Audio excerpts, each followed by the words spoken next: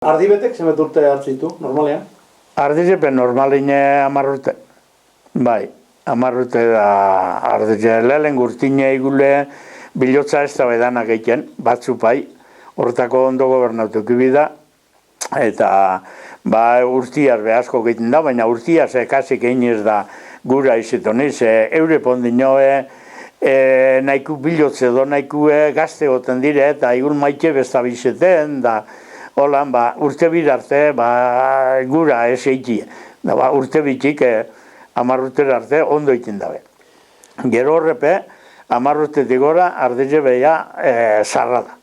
10 urte, ia againetan hori gertetzeu, baina 4 urte pasauzkero, againik ia kanbitzote daz, danak.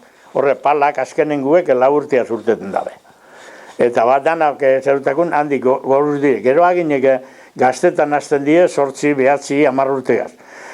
Behin aginek gaztetan hasten dire, ardi honen bat ez bada, 10-11 urtegaz, kendu bida.